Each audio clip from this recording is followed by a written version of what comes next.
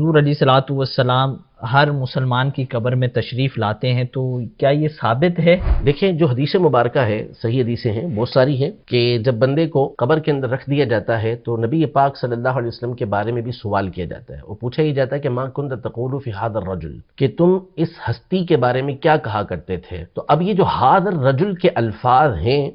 تو ھذا یہ اس میں اشارہ کہلاتا ہے، عربی گرامر کے مطابق یہ اس میں اشارہ ہے، جس کا مطلب ہوتا ہے کہ آپ قریب کی چیز کی طرف اشارہ کر رہے ہیں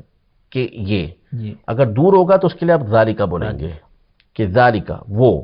جبکہ قریب والی چیز کے لیے آپ بولیں گے ھذا۔ اب میں یہ کہوں گا کہ ھذا جوال، یہ موبائل ہے، ٹھیک ہے، میں اس کو ذالکا نہیں بولوں گا، سوائے کوئی اور مصلحت ہو تو ایک الگ بات ہے، ورنہ میں یہ بولوں گا کہ یہ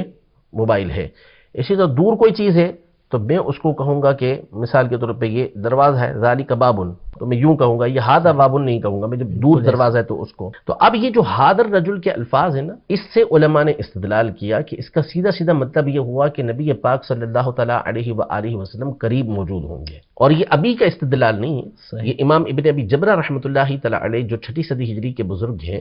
اور بخاری شریف کے شارح ہیں، تو انہوں نے بہجت النفوس جو بخاری شریف کی ایک شرح ہے، اس میں اس بات کی صراحت کی ہے کہ نبی پاک صلی اللہ علیہ وسلم یہ مومن کی قبر کے اندر تشریف لے کر آتے ہیں، اور یہ کوئی استحالہ نہیں ہے، کوئی اس کے اندر محال بات نہیں ہے، کوئی بعید بات نہیں ہے، دور کی بات نہیں ہے، ایسا ہو سکتا ہے۔ جب منکر نکیر ایک وقت میں اتنی ساری قبروں کے اندر جا سکتے ہیں، تو منکر نکیر کے جو آقا ہیں، جن کو اللہ پاک نے مخلوق میں سب سے افضل و اعلیٰ بنایا، یعنی ہمارے آقا صلی اللہ تعالیٰ علیہ وسلم کی ذات گرامی، تو وہ تمام قبروں کے اندر کیوں نہیں جا سکتے؟